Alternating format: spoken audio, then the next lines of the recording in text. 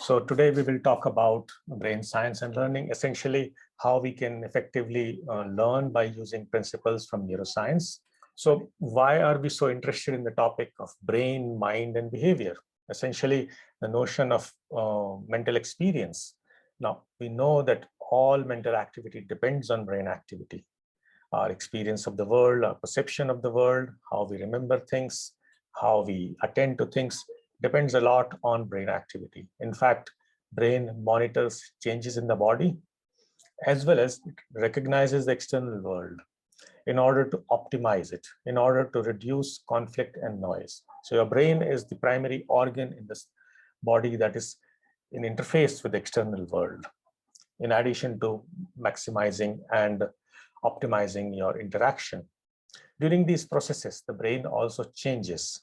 What do we mean by these changes? Today, when we talk about brain and learning relationship, there are certain factors that enable learning. Right now, you're able to make sense of this language because you learned this language in your early childhood. Now, there are certain factors like neuroplasticity, which is the remarkable ability of the brain to modify its structure and function. I will tell you today a little bit more on this topic of neuroplasticity, but the other factors are like attention and curiosity and motivation and memory. These are critical factors in learning anything. Brain circuit is actually modified by activities and goals in response to learning. So whenever you are doing something, your brain is changing itself. When we talk about brain changes, much of this happens mostly in early childhood, which is part of normal human development. Not that it doesn't change in later parts of the life, but it is more active in the childhood. When we talk about brain plasticity, there is now a lot of new research coming that tells us about what this phenomena is. Before we get into neuroplasticity, let's look at the fundamental unit of a nervous system here shown in the image. Neuron, which is a single nerve cell, is the fundamental unit of the nervous system. Until the 1970s, it was believed that the brain's structure and function was fixed, so-called hardwired. Now, there is new research that shows that adult brain is not entirely hardwired with fixed neuronal circuits. It responds to training, and there is rewiring of neuronal circuits. This is the underlying principle of neuroplasticity. The brain is not hardwired. It can learn new things. In a sense, it can make new connections. Now, the changes in brain structure and function are of two kinds. One is called structural plasticity or structural neuroplasticity. It essentially refers to the change in the structure. At the neuronal level, it refers to changes in neuronal connections. Neurons connect with each other at a particular location called a synapse, and this results in nervous system passing information from one region to the other. The other type of change in the brain structure or function is called functional plasticity or functional neuroplasticity, which is where there is alteration in the functional properties of neurons. Essentially, neurons that fire together, wire together. Neurons that are connected with each other, strengthen that connection, and those neurons that are firing together actually get connected to each other. So it works both ways. And when we talk about these two kinds of plasticity, there is a third form, which is more common, which is the biological basis of learning and formation of new memories. So everything you remember is because of a variety of factors. Now, activity-dependent plasticity is a form of both structural and functional plasticity. It arises from use of cognitive functions and personal experience. Now, can you name some activities that change your brain? You can put your answers in the chat box. Any activities that change your brain?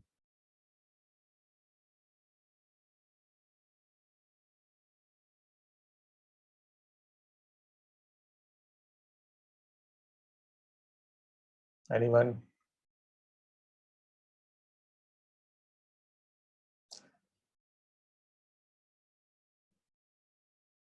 Interaction, yes, exactly. Interaction, talking, interaction with the screen, interaction with the world. It also changes your brain. In fact, too much of interaction with gadgets will change your brain in a particular way, as opposed to interaction with human beings. Abhishek says practicing. Yes, exactly. Any kind of practice, whether you're playing tennis or you're learning to ride a bicycle, you're learning to drive a car, your brain is changing. There are various kinds of activities. In fact, everything changes your brain. Some examples, in addition to what our participants have given, are reading or mathematics, learning to play music, even listening to music changes your brain, learning to meditate, playing certain kinds of sports. Here I'm showing you an image of changes in the brain activity before and after 10 minutes of meditation. There's a lot of research these days on meditation, which shows that you can learn to meditate and it causes specific kinds of changes, both in structure and function. This is an example of what we call activity-dependent plasticity. Musical training, it also contributes to experience-dependent structural plasticity. So a lot of work in the area of music shows that the brain is able to remodel itself. This is the basis of all memories. It improves motor function. So when you practice something repeatedly, you improvise your motor function. You also enhance reading and speech. In today's session, we'll talk a little bit more on the reading part, because that is something that human beings have to make a lot of effort into. It doesn't come naturally to us. Now, brain plasticity in learning involves, reorganization of synaptic networks. I mentioned, neurons have a particular region where they connect with each other called a synapse. And these synaptic networks or networks of synapses are reorganized. They are dependent on a variety of molecular factors. And this is a topic of active neuroscience research. We won't get into that today because we are focused on learning some basics about neuroplasticity and learning. My question is, or our focus is, can we direct some aspects of brain training? Now, when we are listening to this talk, or when you are learning to ride a bicycle, or when you are swimming, or when you are doing mathematics, your brain is changing. But can we direct some of it? Because sometimes most of the processes are quite automatic. The answer is yes. Meditation is one of that kind of activity. We won't get into meditation research topic today, some other time. But there is this dictum now called change your brain, change your life. We'll talk about a particular example of learning. Most primates make sense of the world visually. So we look at the world with our visual sense predominantly. Do you know that reading doesn't come naturally to all creatures? Or does anybody disagree with this? Have you seen a dog or a monkey read on its own? Most of the animals other than humans do not learn to read, because learning to read is an acquired skill. It's much more recent in our evolutionary history. Learning to read requires brain cells to make new connections, what we call neuroplasticity. Now, brain changes as we learn to read. The brain is a plastic organ. There's a lot of scientific research on reading. Reading is not a single mental process. Right now, most of us are expert readers, so you can make sense of these words really quickly. But there are individual sub-skills that are involved in reading. For instance, letter recognition. You recognize the alphabets S, C, H, O, and L. And then you recognize the entire word, called word recognition. Here it's school. Then you recognize and remember the knowledge of letter sound rules. What does S look like, and what is the sound you associate with it, called symbol and sound mapping. Then you comprehend that word. You make sense of that word with relation to what you see in the environment. There are specific brain areas here shown in the image, specifically the auditory cortex, which is involved in hearing, specific areas that are involved in speech production, Broca's area. There is motor cortex area involved, speech comprehension, and other parts of the brain. In addition to word comprehension, there are other factors like attention and working memory. These are all involved in the simple process of reading. Scientific research on reading shows that to become a skilled reader, a child needs to learn all of these sub-skills. So it takes a while to get trained on these, I believe several years, to become an expert, especially with a foreign language. If a child has a problem in any of these sub-skills, learning to read will not proceed normally. Now, children's reading difficulties come in a variety of different forms, depending on which sub-skill is limited or compromised. Now, how reading happens in the brain? When you're looking at anything on the screen right now, for instance, your eyes are collecting this input and sending it to the back of the brain, especially an area called primary visual cortex. This is where the initial input arrives.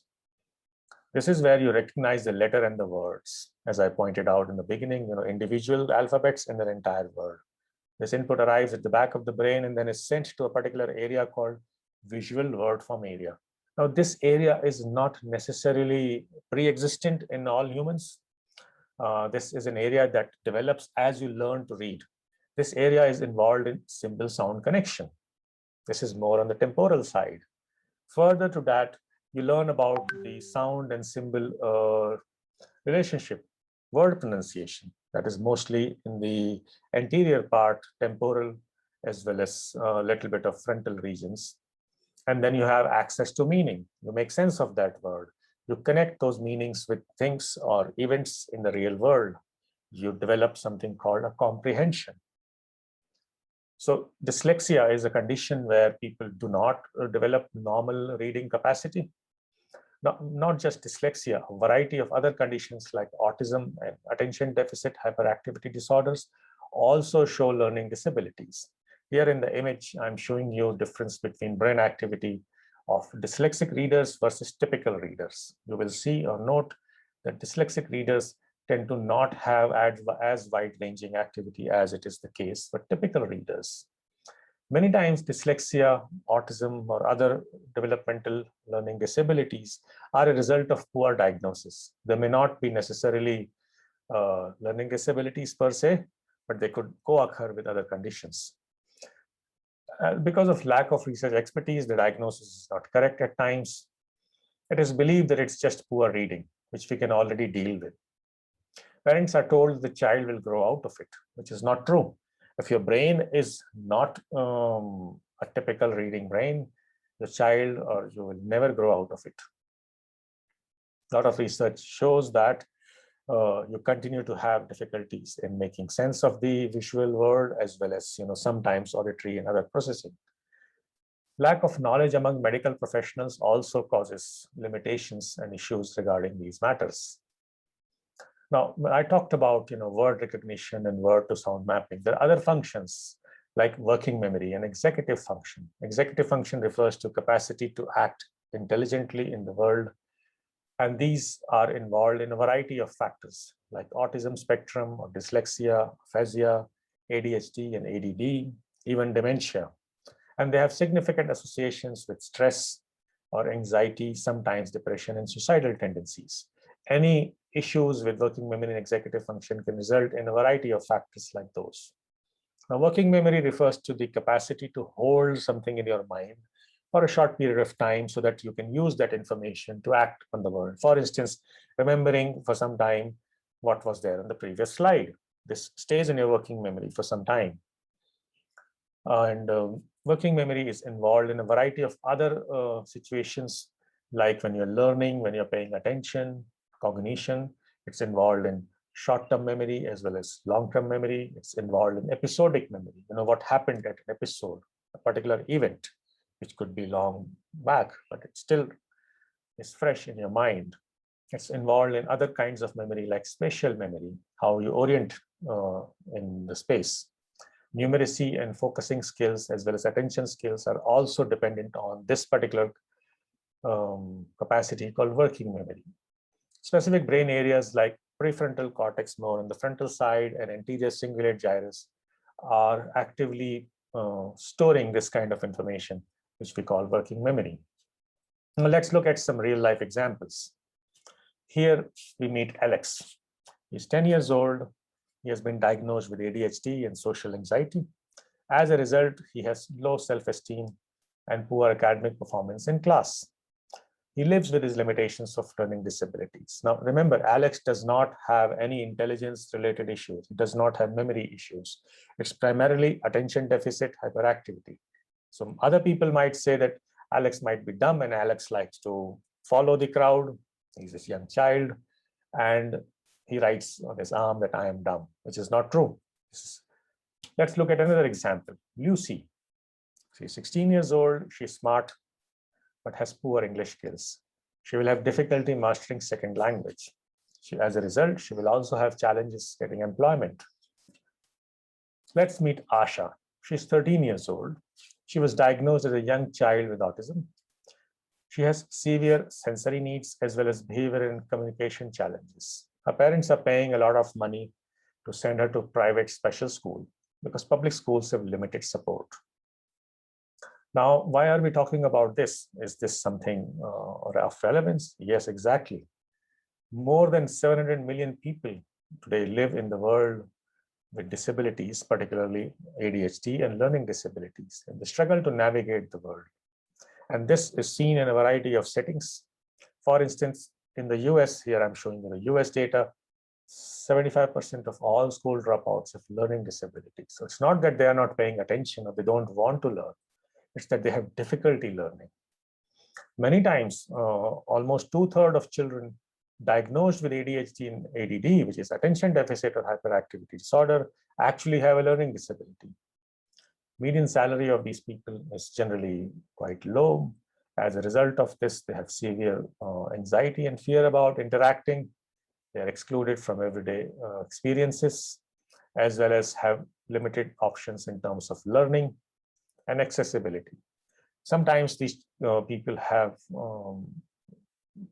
severe issues in social inclusion, with unemployment and multi-generational poverty, mental health, and incarceration. So learning disabilities is quite a widespread issue. We'll talk about attention deficit hyperactivity disorder. There are various subtypes of ADHD. According to the US data, this is a representative data, over 6.4 million children between the age of 4 to 17 have ADHD. Now there are three subtypes, which is inattentive ADHD and hyperactive ADHD, which is generally the roughly half and half, 44% and 43%.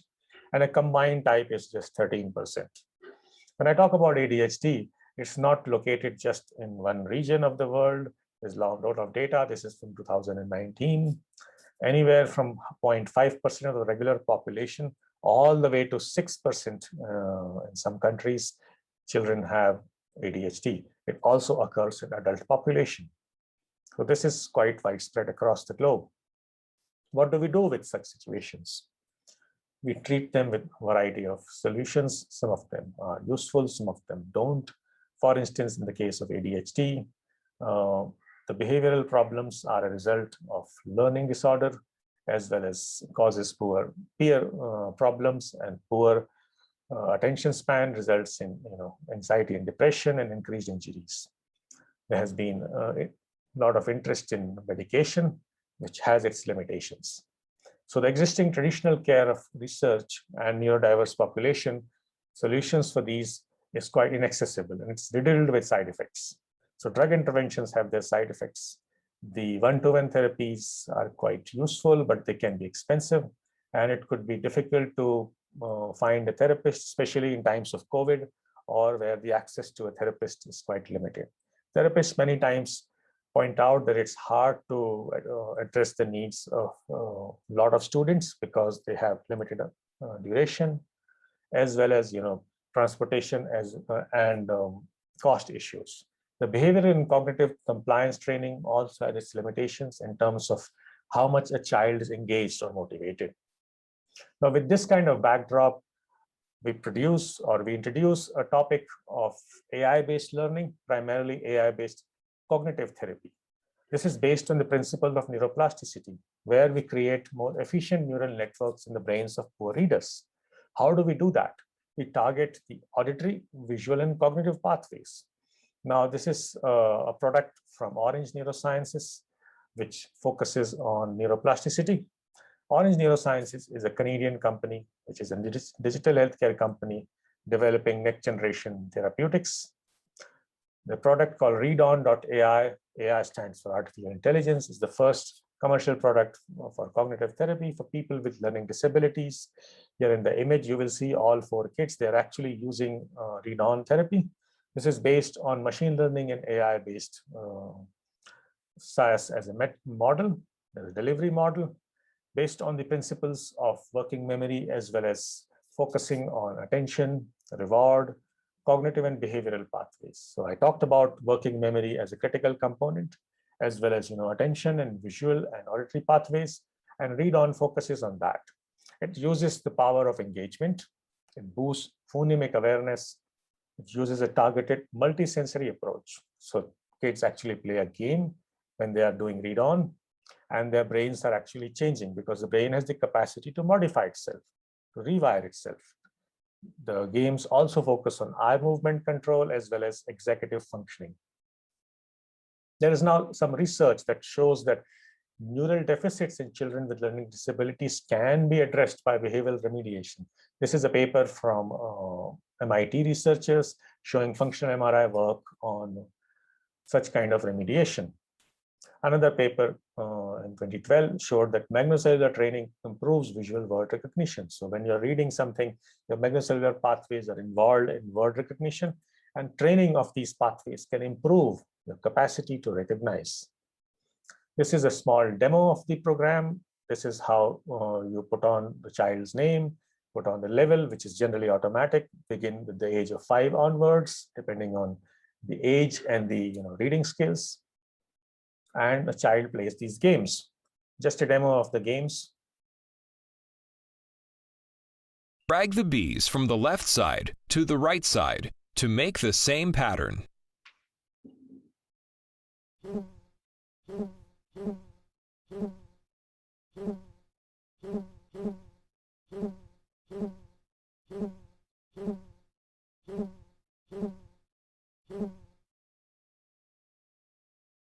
Now drag the bees from the right side to the left side to make the same pattern.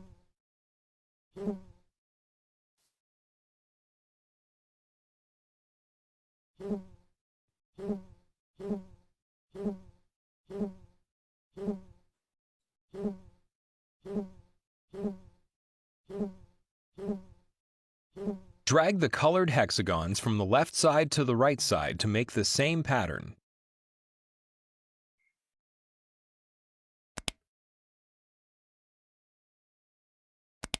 So essentially focusing on left and right hemispheric changes, eye movements, as well as figure ground segmentation. Listen for the word. Catch the ball with the matching word and place it into its designated area.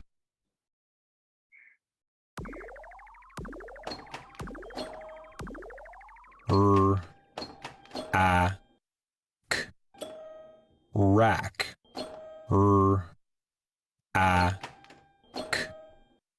Rack.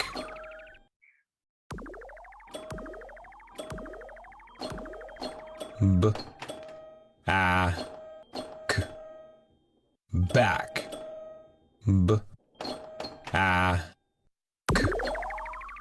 Back. Find these hidden words and place them on the lines.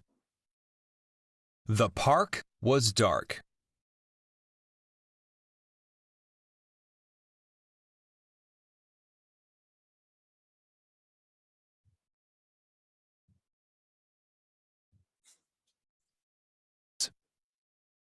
The flute was cute. So essentially focusing on sound-based decoding skills in this case, and a variety of other games. There are 9 different gameplays. These are highly engaging. They create connections between the auditory and the visual pathways, as well as phonemic awareness, and improves attention. It also improves eye movement control, particularly the first few games I showed you, the moving the bees from left to the right, and then coding and decoding skills. So read-on is a cognitive and reading therapy. It runs for 1 to 15 weeks, total 15 weeks, 1 to 15 sessions over 5 weeks, and then reading therapy for 10 weeks. There are many testimonials here from parents, also from read-on providers. There are therapists or psychologists working in a variety of regions across the globe. We have several research collaborators across the world, mostly in North America and also in India. Currently, I am piloting a research here with schools in India. We are collecting students' data as well as inviting participants to join us for free pilots. Across the globe, this is used in North America, in Asia, in Middle East, in Australia, as well as in other regions. I will welcome comments and questions. I recommend and suggest therapists and schools to sign up for a free pilot. You can write to me at bhuvan@orangeneurosciences.com. Parents can get in touch with us and talk to us at orangeneurosciences.com. You're welcome to take a look at our website, orangeneurosciences.ca and readon.ai. Thank you for your attention.